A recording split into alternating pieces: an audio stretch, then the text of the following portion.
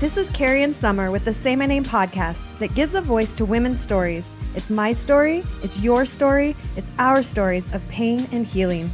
Betrayal doesn't begin to describe the knife that I pull out of my side. So I'ma put the past behind me, 'cause I got strength inside me, and a strength that I wanna share with you. Welcome to the Say My Name podcast, episode 5. This is part 2 of Nancy's story. She explains in detail how her past abuse has affected her relationships, past and present, as well as her health.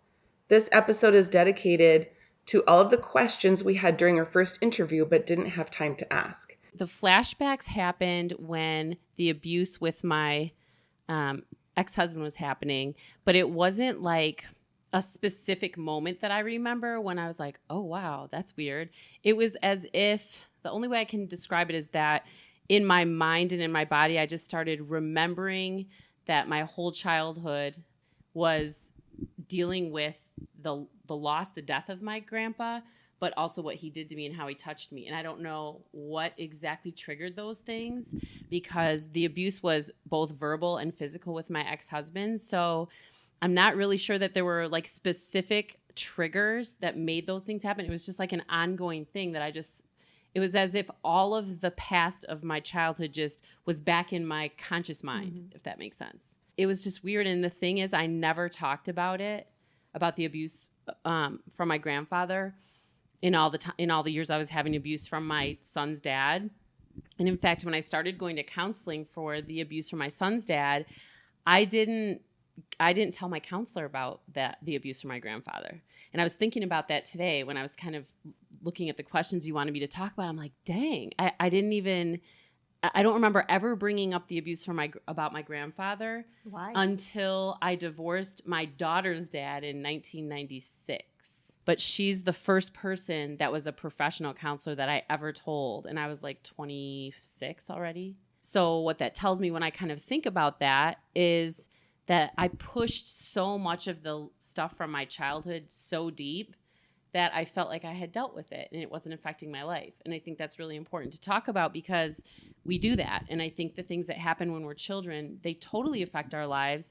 And even if we remember them, we don't deal, it's like our body protects us to cope with it or something, or to not choose to bring it up. And so I didn't.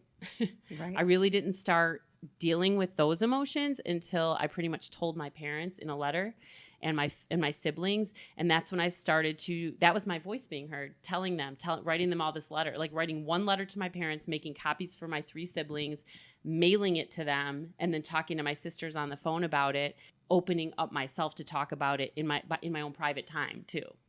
So I had a couple feelings. I was embarrassed, not because I felt like it was my fault, but for some reason, the embarrassment of my dad knowing that his dad did that to me made me feel, it was almost like I was feeling embarrassed for him. The biggest emotion I had was I wanted to protect my dad from ever knowing this. I knew I needed to tell them. I felt like my mom could handle it and be strong, because that's just how she is. She's a strong person. And I felt like my dad would be completely crushed, and I didn't want him to feel that way. So when I wrote the letter, it was really painful and it was really hard. And the moment that I wrote it, it was actually easy to write because I had anger and sadness and all these things going on. And I wanted, it was like getting it off my chest for the first time in full, the way I wanted to say it. Part of me actually even wants to ask my mom if she still has it, because I'm sure she does. The actual mailing it, when I mailed it, I instantly felt like I can't not do this now. And they're going to see it in a couple days, and holy shit. Like, I didn't know what their reaction would be. So when I talked to my sisters about it, I specifically told my sisters to tell my mom, once she gets it and she calls you, or if you could just tell her that I mailed something, and just say she's not going to be ready to talk about it. Because I didn't want them to call me. I didn't want my dad to come over, because I wasn't ready to physically face them. It was like a shame feeling. Dad was just swearing and upset and crying, and he went upstairs to the wall of pictures and took, like, literally shoved down all the pictures of his dad, and basically was saying he would kill him if he was alive, and just horrible things. And I don't really know what my dad's relationship is or was, with his dad when they were growing up. Because I did ask him one day. He just shoved all the pictures off the wall and was cussing him out and saying he would kill him if he was alive. And so he was very angry. And then my mom was just talking to me about it. But my mom didn't cry. And she was just basically, I think she was asking me some questions or saying how sorry she was. And it was almost like, and I remember her talking about my Aunt Marilyn, who was my grandpa's sister. She was his niece. She's the only aunt alive of this group of siblings that was his wife's sister. Ironically enough, my dad's dad married his niece. So my dad's parents was an incestual relationship to begin with. Oh, wow. Yeah. Wow. So back then, I guess that was okay. I don't know. My grandpa came from Hungary and my grandma was born in America, but my grandma and grandpa were niece and uncle. So my mom brought up my Aunt Marilyn and said that she had called my Aunt Marilyn, because my mom told everyone at that point when she got the letter. She pretty much told all the relatives and stuff and was just like, you won't believe what happened. Because I guess she probably wanted to fish to see, did this happen to anyone else? Right. So I don't blame her. And I also know my mom, so I don't hold it against her. That didn't bother me that she was telling people. But my Aunt Marilyn said, was like crying and just said, oh my God, that happened to me, like through all her teenage years. But he actually had sexual intercourse with my Aunt Marilyn and abused her for years until she put a stop to it. And she never told a soul. And then she goes and gets married and has daughters. And my mom was like, did this happen to your daughters? She doesn't know because she never brought it up to anyone. So for all she knows, and I don't know. That's the first time she brought it up. Yeah, and I don't even know to this day if my Aunt Marilyn even told her daughters after my mom told her, and this is going on 20-something years ago now. My mom, on the phone with me, didn't cry. She was so matter of fact, and I could sense that she felt horrible, and she said how horrible it is and all that, but I wanted her to cry, and that's been haunting me for years, and that's like something that later on, like in the more recent years, I've learned was something that I had to deal with. It was weird. I mean, and my dad ended up coming over to my house. But when my dad came over and sat on my couch, and I don't even really remember what was said between us. I think he just said how sorry he was. And he just needed to see me and let me know that he's sorry and that he felt horrible. And it was so embarrassing. So embarrassment is the biggest emotion that I recall feeling. I just was so uncomfortable with it that I didn't want to talk about it. I just didn't want to. I wanted to be able to talk about it, but not with my dad. You know, I almost would have felt better if my mom came with him. But he came by himself. And so I don't know how long he was at my house, but we hugged and he felt horrible and it hurt me to see him sad, but he kept himself together pretty much. And then honestly, my dad and I, after that, never talked about it again. My mom and I can openly talk about it. It's just a really awkward feeling still. And again, I say that and stress it because this is so common for people. And I think a lot of people actually choose not to ever talk about it because of the discomfort for whoever they're going to tell. And if I can give any advice, it's talk about it. It is the hardest thing, but do it. It will actually free you to do that. And I never thought they wouldn't believe me. So that was never a fear. It was not even a thought in my head. My parents they've always been extremely open with everything. Any subject could be talked about, anything. And so that was never an issue. Like I said, the embarrassment part was like, fuck, I just don't know if I'll be able to look at my dad. That was scary. And we have a great relationship and it's gotten better as as I'm older, but I just sometimes look in his eyes and I feel like he sits with, God, I feel bad. Every time he looks at me, I don't want him to look at me and think, God, I wish I could have done something. Or, thinking about, this is my one daughter who's been divorced now 3 times when all my other kids are married once and still married. About 5 years ago, I did a color therapy thing with someone and we went through the details of it then. And what I learned that made me feel an instant bit of relief was that the therapist in the colors and questioning, and they do this special questioning and stuff. And he asked me, what do you see? Like he took me into an actual moment of the abuse happening in my grandpa's bedroom, in the bed and everything. He's like, so tell me what you see. And I said, well, I see my grandpa and I see myself. And he's like, oh, you see yourself? And I said, yeah. And he said, well, what do you see? Like, do you see the side of yourself or below yourself or on top of yourself? Or what? I said, no, I'm kind of looking down and seeing the whole act happening. And he said, at the end, when he gave me the feedback, he said, that's actually a really good sign, if there is a sign, because he said most of his, if not, many of his patients that he deals with, they actually don't see themselves. They see the person that's abusing them. So what happened to me, as he explained, is that my soul left my body. So it was not physically apart. It was not into my physical body as it was happening. And that's why I was looking down at myself, and that's a good thing, because I had the, whatever makes that happen, the strength or the will or whatever to allow my soul to leave my body while that happened to me. So it's just kind of interesting because I remember little details. I don't remember specific every moment, but enough to know exactly what was happening and being said and stuff. So when did you make the connection between your continued relationships that have been difficult or dysfunctional and the initial abuse? I think with my first like real relationship when I was a freshman, we met at a party or something in the summer, and then he asked me to be his girlfriend, and I lost my virginity to him. It was a great relationship until he broke up with me, and that's when I started realizing there was just something about the relationship that, for me, that relationship was the beginning of when I started to think, if a man truly loves me, he wants to have sex with me, and if a man doesn't want to have sex with me pretty quickly, then he probably doesn't love me. The weird thing is I kept attracting people who did want to have sex with me. But what I didn't realize was they really only wanted to have sex with me. And that wasn't what it was what I was trying to get, but it wasn't what I was trying to get, if that makes sense. I didn't know any better. To me, it was like sex and love are the same thing. And you can't have one without the other. When I met my daughter's dad, and he just was the real deal and just mature in every way. There was no ulterior motive. It wasn't about, ooh, you're hot, let's fuck. It was about, I'm in love with you as a person. Your son is the most amazing little guy, and I want you guys to be my family.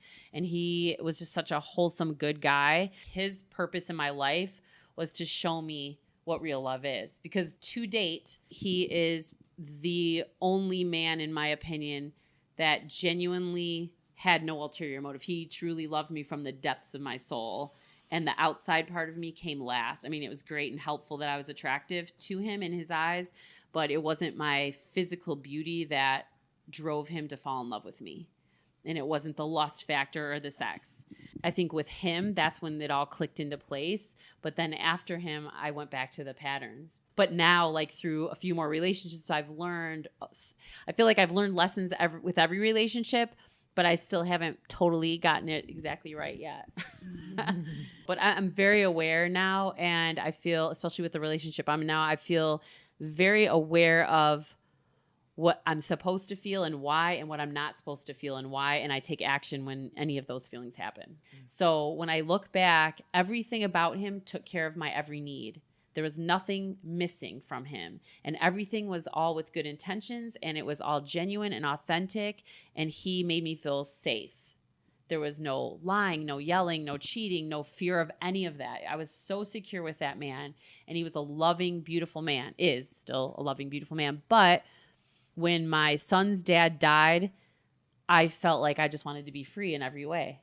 And I realized when my son's dad died, sadly, that I wasn't married for the right reasons to my daughter's dad. I married him when I was 21. I wasn't even 21. In my opinion, I was still a kid. I mean, I just, you think about, we all are around the same age. Well, I'm 10 years older than you guys, but anyways, we're all around the same age.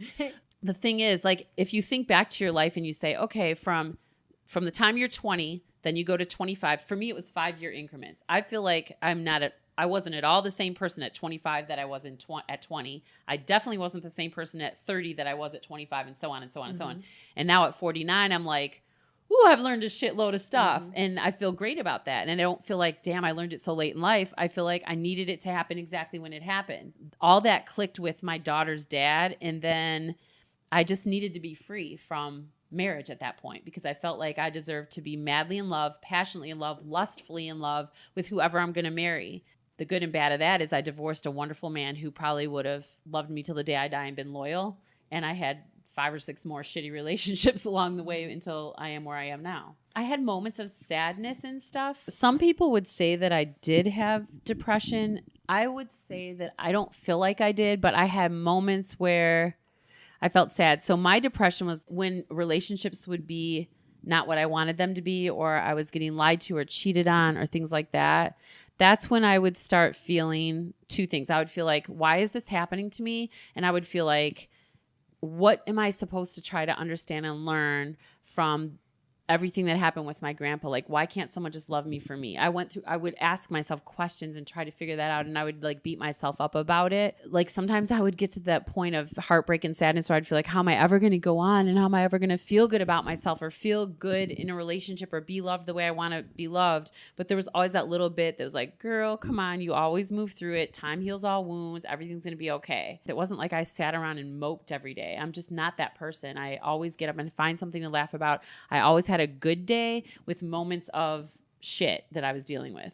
but I never let it affect my job. I never let it affect my kids. I didn't neglect things that I needed to do.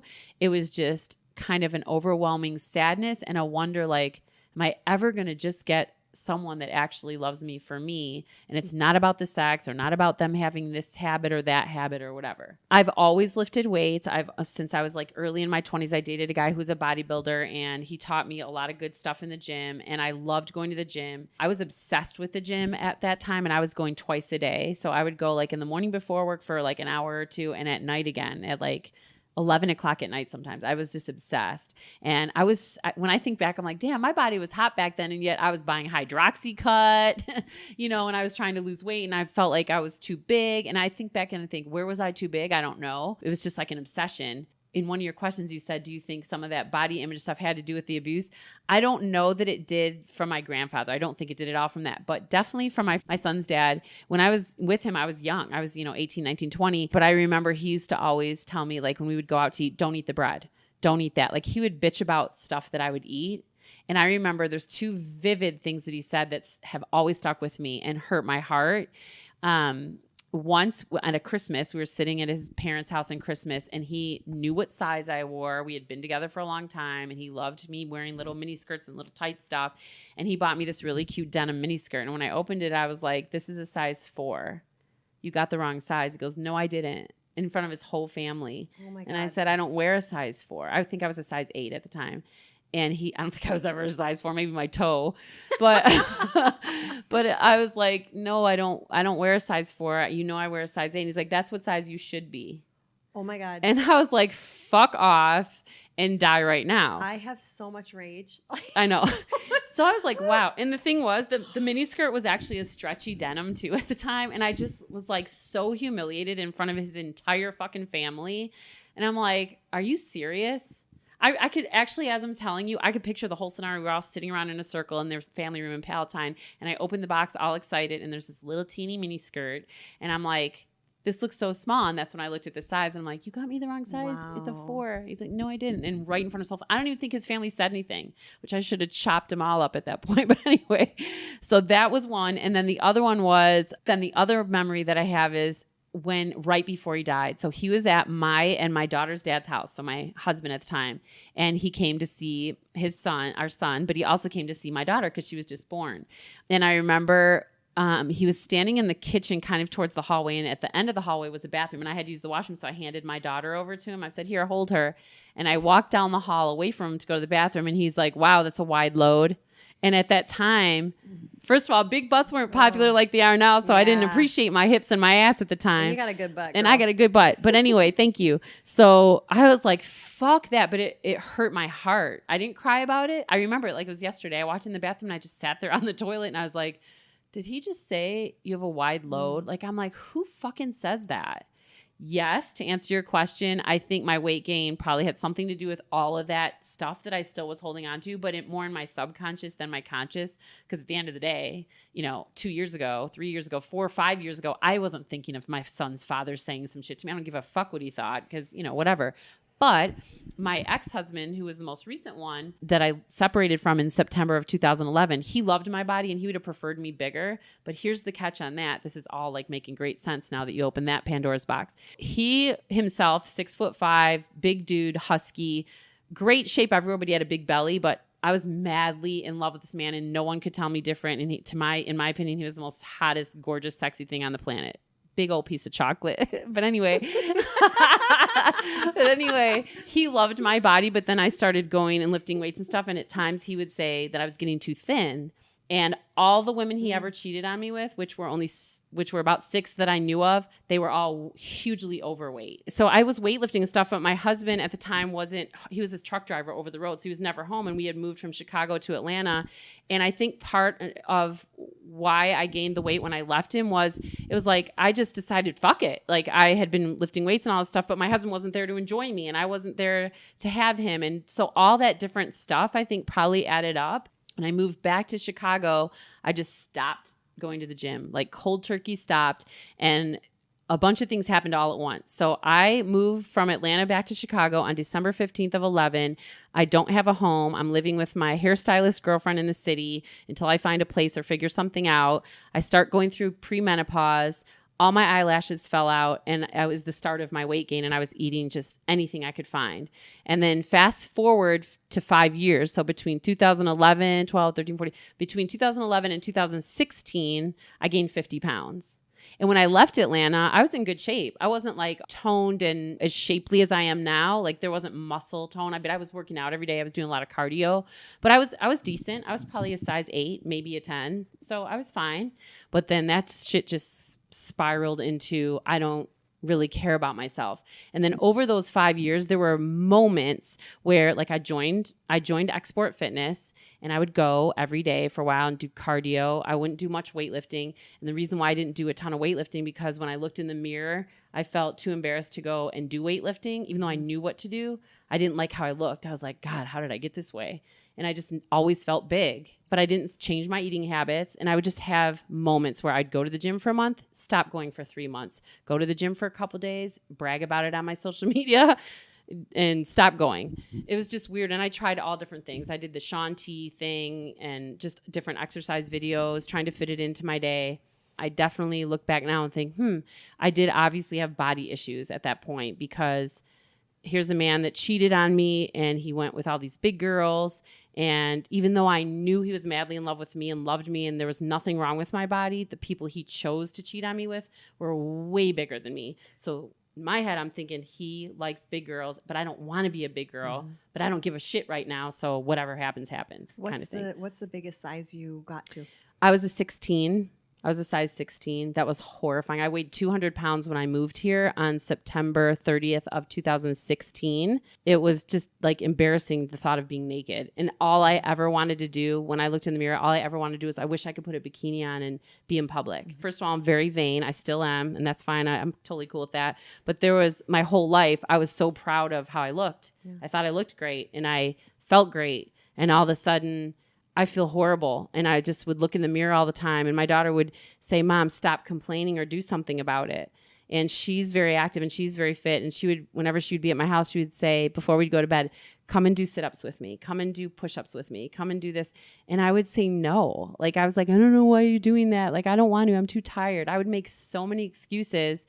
And then what actually flipped my switch to do something and really change my mind, like set my mind, was one day I was looking in the mirror and I was kind of like holding my thighs the way I wish they looked. Like I was squeezing them back and saying to my daughter, God, I'm such a pig. I just wish my thighs were like this. And I showed her and she just got kind of an angry tone. And she said, Mom, I'm tired of you talking like this about yourself. You're beautiful. You're always going to be beautiful. If you're going to keep complaining, then I don't want to hear about it. So stop complaining or just do something about it.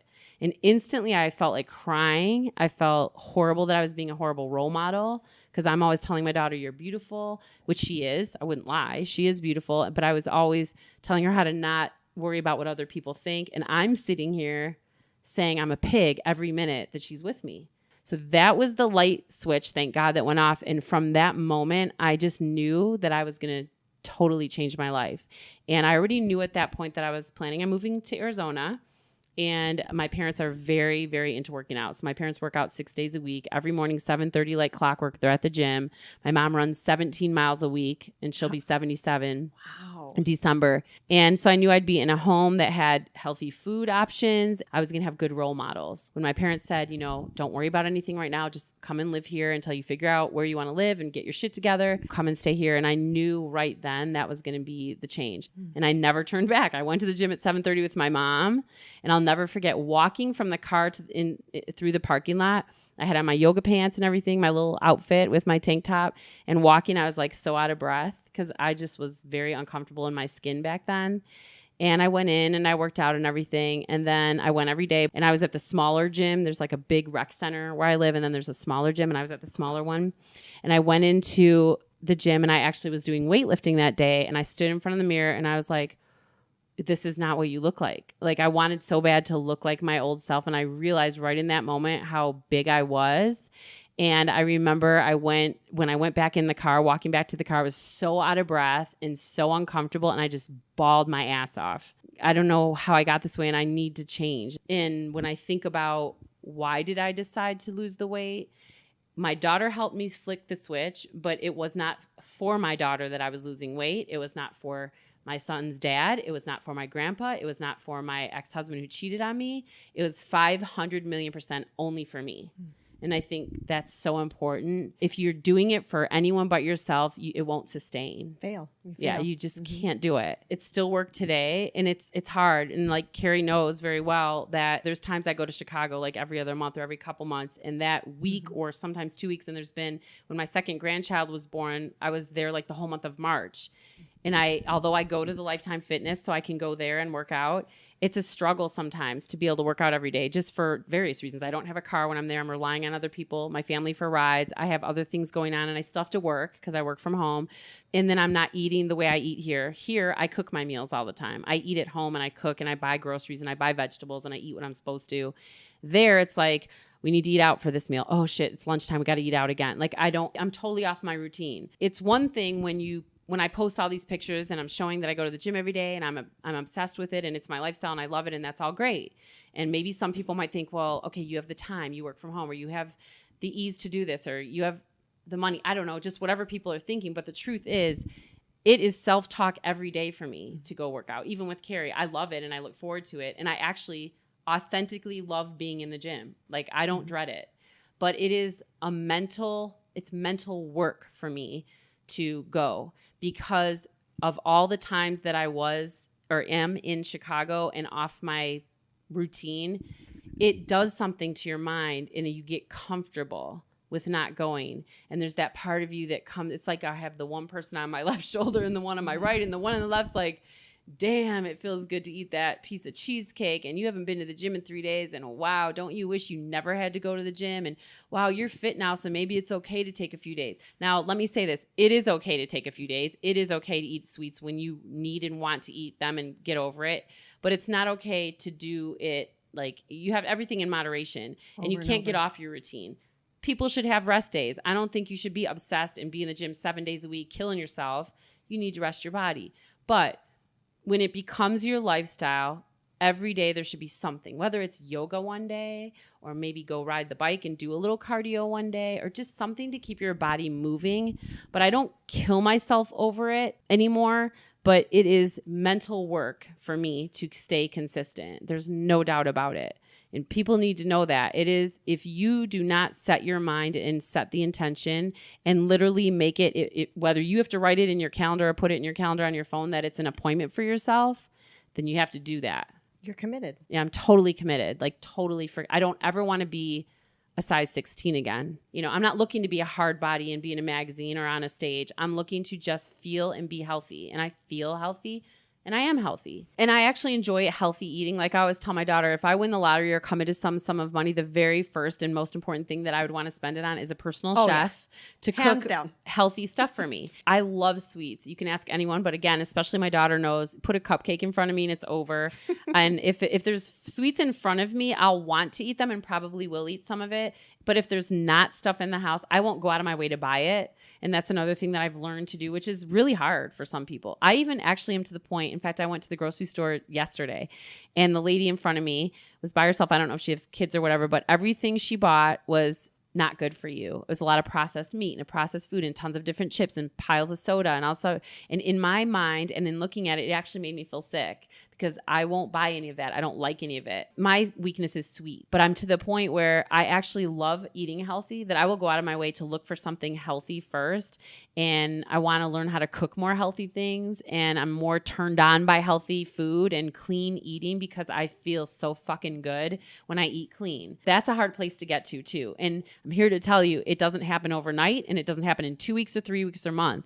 It happens after months of doing it, committed to it. Like if I didn't spend those 10 months initially eating from a meal plan that my trainer at the time gave me, which I followed to the fucking T, I promise you it would have been even harder. And I don't even know today if I could have been where I am. So I know that I can follow a meal plan. I know I can give up sugar. I know I can give up bread. There's an empowerment to those feelings to know that you can do it. I'm telling you, I say it all the time on like my social media, the words we put out in the universe attract back. what we're saying is what we are and what we believe. And if we're saying negative things and saying, oh my God, I can't believe I ate that pizza, my thighs are going to be huge. Well, then my body's like, you're damn skippy they are, and you're about to gain weight by tomorrow. You're going to have more cellulite when you wake up, girl, you know, or things like that. But I've learned to not do that. That's why I say this ice cream is going straight to my ass. Right. That's because you want to grow your ass. It's going to my thighs and my butt. Oh my booty. The bigger the booty, the better. Yeah. Slide on down there. Yeah, exactly. Her thiness. Her thiness. Yeah, that's awesome. But yeah, I mean, I think all in all, like what you're saying, like it's so interesting to be prompted to think about how my eating today and how my choice to lose the weight when I gained all that had to do with all this stuff that I've been holding in and all the stuff I've been healing through. And I always want to say healing through because I feel like even just saying dealing with is a negative energy towards that. No, I'm healing through some shit right now. Part of my healing is that I'm conscious of what I'm eating. I'm conscious of what I want to eat and what I don't want to eat. And I make my own choices and I have my own free will. And I'm not going to eat a cupcake and sit there and go, God, I wish I didn't eat that. Right. No, I love the fucking cupcake. I'm going to eat it and tell it it's the most amazing thing in the world and it tastes great. And make love to that make cupcake. Love to the cupcake, girl. Lick the frosting off. Yeah. So, I mean, yeah. Well, I can tell you that from just my experience of working with clients for so many years and watching their habits, that there is no way that you would be able to keep this weight off if you weren't doing your healing through this process. Agree. So there's more to it than just, you know, you being good with your workouts, good with your diet. Like you are also adding in working on your mindset, working on your healing, healing your heart, healing all of this trauma that has happened to you in this process of that. Right. And that is why you've been able to keep your weight off and be able to keep the shape that you have and love your body and be able to have the mindset that you have. There's a combination of all of those. I don't believe that people lose weight to be happy. You have to be happy and then you'll lose weight. Yes. If you lose all the weight in the world, and you would know that. Yes. I mean, through just eating disorders and stuff. I've never had an eating disorder, but I'm here to promise and tell you the truth is when your body and mind and spirit are truly, authentically happy, your body will lose weight. Yes. Number one, because I'm telling myself, I'm setting intentions, I'm doing the work, I'm doing every aspect of everything that the universe wants and needs me to do to realize, why am I eating cleaner? Why am I feeling good? Why am I saying positive things to myself? Why do I look in the mirror and smile instead of look in the mirror and hold my thighs back? And if people would really take the time to think about that, it's profound. Because you know, you love yourself. I love myself, like, and deeply to your core. I mean, I really truly do. I am and was always beautiful, but we have to feel good in our own skin. Even when I was at 200 pounds and I used to post some pictures, not a lot, but some, I would have guys saying stuff on my Facebook, you know, you're so hot and you're beautiful and you're thick and whatever. And then when I posted my collage pictures that had the before and after, like I'm thinking of one in particular in this blue sundress, this long dress, so many men were saying, well, you were hot before, you looked better before, or whatever. And I was like, what I need you to understand, number one, it's not about you. And that's great. Thank you. I'm flattered. But I was unhealthy before. It's just like people don't realize there are skinny people. There are thin people who are unhealthy thin. There are thick and fat and whatever you want to call it, people who are unhealthy, thick and fat. And then there are healthy, thin or skinny or slender people. And there are healthy, curvy, voluptuous, bigger people. It's like until they understand, I mean, and I think I did at one point put up my before and after bikini shot, which was horrifying for me to do. Like I never wanted anyone to ever see me that way, but I took those pictures for a purpose and I'm glad I did. That's not why you're posting it. Right. That's what drives me crazy nuts. Because I'm right. It's how you feel inside and what your health is like. I had high cholesterol. I was borderline diabetic. Ugh. I couldn't walk. Like I had 14 stairs upstairs to my bedrooms in my townhouse in Addison before I moved here. I would get 3 or 4 stairs up and then have to hold the rail, and I was like huffing and puffing, and I would get up to the top and feel horrible. And that's the part people don't see. It's not healthy. I was not healthy. And I remember when I lost all the 50 pounds and I was getting rid of some clothes, my mom was like, you need to make a bag for the, to give away and stuff. So I was going through my stuff, and Thanksgiving of 2016, I wanted to dress up. We had our family over, and I bought these leather pants, I'll never forget these black leather polo Ralph Lauren pants. And I thought I looked the bomb in them. And when I lost that weight and my mom was going through telling me to pick stuff and, put it in a bag, I found the pants and I put them on and I walked out to my mom and I I was like smiling at the time because it felt so good. And I walked out to my mom and I said, Mom, these were the pants I wore last year on Thanksgiving. Wow. And she said, what? And I was holding them out. You could have fit another person in there practically. I just like kind of smiled. And then I went back in my room and I looked at myself in the mirror and I just started bawling. Mm-hmm. Number one, I'm a fucking badass. Mm-hmm. Like, I can't believe that I did this. I set an intention and I changed my life and I'm never going back. And I feel so good. There was so much emotion around those fucking pants and I gave them away and everything. But like, the pictures when I do those before and after, and even when I look at yours, Carrie, because you have posted some, and before I even had you as my trainer, that's what got me to contact you. Like, I saw your Facebook and I was like, she has what I want. It wasn't me trying to be you, right, to be her. It was she's a curvier girl. She knows what I need. She's training people, so she obviously knows how to train people the right way. And it was what I needed. And looking at your pictures, I was like, she did this and I'm doing this and we can do this. And I needed the extra support. And I've even had people ask me, you lost the weight, you got in shape, you had a trainer. Why do you have another trainer now? Because I always say, I still have a trainer. I go 3 days a week for my lower body. Why? Because everyone needs a coach to some extent. And when we invest in ourselves, people don't realize, you don't have to, just because you think you're there or just because you've accomplished a goal, the coach that you hire or the trainer that you hire takes you further and teaches you the stuff that you just don't already know. And not even if you do know, like, even though I'm so motivated with or without you, of course I'd go to the gym. Yep. Of course I'd do all the stuff you've taught me.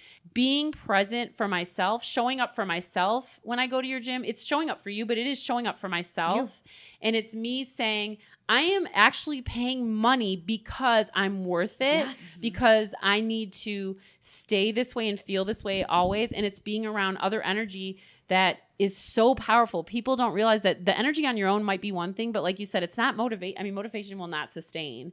And I have to go there because you help me feel and reinforce that what I'm doing is helping me grow as a person and helping me reach more goals. There's never too many goals to reach. I mean, there's always another goal. Once you reach one, you go to the next one. Summer and I both have coaches, and we've paid a lot of money. A lot of money for these coaches. Yeah. And it's worth every penny. Fucking penny. And I can tell you, I will always have a coach. Yeah.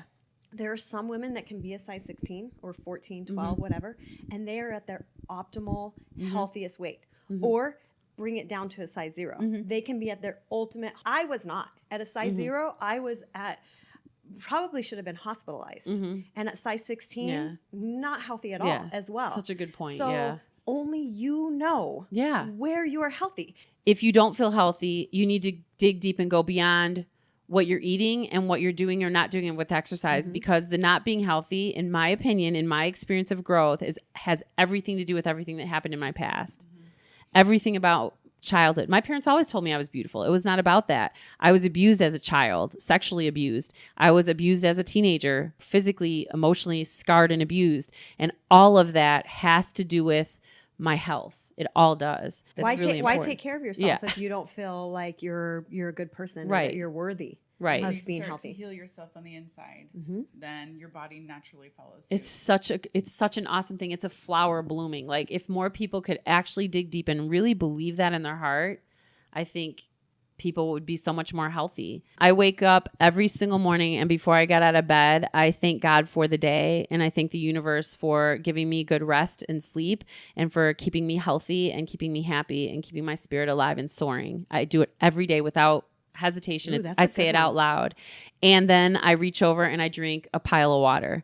I always, and I do that at night. And then I also do that at night when I go to sleep. I drink a swig of water and I say that same affirmation. Thank you for today. In the morning, it starts with thank you for waking me up today and for the rest and this and that. And at night, it's thank you for the day. Please give me proper rest and let me, sleep soundly. But I literally say it every single night. I never, no matter what, I always say it.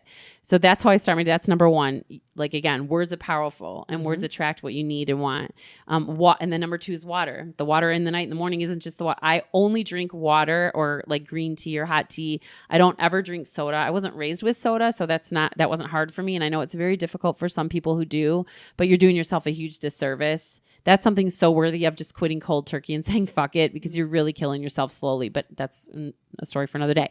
I don't drink any kind of juices. I just don't. I don't believe in fruit juice. I just don't do that. Water is my number 2. I love water. I drink it all day long, and I never fail to drink it. I make sure I drink it. If your pee's not clear, you're not drinking enough water. You got water right here on the desk. Right? I sure do. So number 3, I do some kind of exercise. So even if I take a break, I have booty bands. I bought resistance bands, and I'll do something with those. Just in my bedroom, do a bunch of squats. I'll do some sit-ups. I'll do like torso twists, just something to get my body moving. And actually, my watch that I have does all the fitness stuff. And I think it's set to like every hour or just under an hour, it'll tell me to get moving. So I sit at a desk for work, and although I work from home and I get up a lot to move around because I want to, there's times where I'm sitting for hours at my desk, but every time my watch goes off, every time I'll get up and stop. Even if I'm on the phone on a phone interview, I'll just get up and do my torso twist or something while I'm talking, because the key is get moving. It's pretty simple. You need to move. People are so sedentary. So number 3 is number 4, I tell myself affirmations. Like I have one, I don't know it by heart, but I have it on a piece of paper. In fact, I just sent it to one of my good girlfriends, but it basically says in so many words, I am beautiful. I am empowering. I am sunshine. I deserve abundance in my life. And I have it on a piece of paper in my drawer at my desk. And I read it to myself at least once every day, but usually a few times every day. So whatever positive affirmation, again, it's about words, because I feel like the more I'm telling myself and making it a habit, that I'm telling the universe who I am, and I believe who I am. I believe those things. Then that makes me feel good. Girl, you are sunshine. Thank you. You are Cassie sunshine. told me that too. Yes. But thank you. Sharing something positive from myself to others as much as I can, like in a massive public way. So for me, that's my social media. I mean, that's my vehicle right now to get my voice heard. And whoever listens, it's not about, I have this amount of followers. It's about if one person hears it that needs it, my job is done. Somehow every day, whether it's something funny that I post, it's a laugh, it's a sense of humor thing, or telling people to smile, or just honestly, even my pictures of myself. And I know some people won't agree and I don't give a fuck, but I don't post newsflash, I don't post my pictures for your thirst or your enjoyment or your disgust or your hatred. I post them because it reminds me every day of who I am, where I was, and where I am now. That is the only reason I post them. So yes, I'm flattered when you want to say, oh, you're beautiful or this or that. Thank you. I know I'm beautiful, and I know that I'm a loving, authentic soul, but they're not for you that I'm posting. And for people to really understand that, could I take a picture and keep it to myself? Yes. But because I'm a firm believer that what we put out into the universe comes back 100 times better, I don't want to keep it to myself. I don't feel I should have to keep it to myself, that I am proud of where I've been and where I've come. So that's why I post my pictures. So I think that was number 4 or 5. I so agree. So I think I got my top 5. Thank you. Thank you. Thank you so much. Okay, Nancy, do you want to tell us how you're going to change the world starting now? And then I mean, for me, yes, my voice needs to be heard. And, I have a lot of things kind of in my left pocket that I've been I hate the word trying because that kind of means you're not going to do it, but been working on. Let's just say that, because I really am working on going to do it. So you've talked the to me voice about is going to be heard. Yeah. And there's things happening. Yeah. There's things that are going to be happening, and in a big way. And I'm really excited about it. It's happening in the universe's time. So I am where I'm supposed to be right now, and when I'm supposed to be there, I'll be there, and you'll know. No, say it. What? What is it? Well, there's a couple things. There's a talk show thing that I'm trying to get, that I'm not trying. I keep saying trying. That's a horrible word. Damn it. But there's a talk show that my daughter and I really are working towards putting out there. It's something we've been thinking about for a long time on all kinds of topics, but from a perspective of me as a 49-year-old single mom who's been through divorce and abuse and all kinds of stuff. And then those same topics coming from a 23-year-old who's almost 24, who's been an athlete, who's gone through juvenile rheumatoid arthritis since she was 2, who's had all kinds of different things, athletic things and family things and divorce and all kinds of stuff herself, from high school to college to trying to find a job, just every kind of topic that people all go through, but no one really talks about, and maybe needs to talk about. So we're working on that. And whether that's going to become like a talk show thing, which would be the ideal, or just some kind of a video platform or vlogging, we're going to make it happen because we're fun to watch and we have great chemistry. And if I can do something like that with my daughter, it would be a dream come true. So. And Summer and I 100% support you, and we'll be watching. We'll be promoting. Thank you so much. That's awesome. Oh my God, it'll be so amazing. This is I can't awesome. wait. Yeah. Thank you so much. All right, this is the Say My Name Project, the Say My Name podcast. Follow us on Instagram. Yes, holla. Holla. What's up?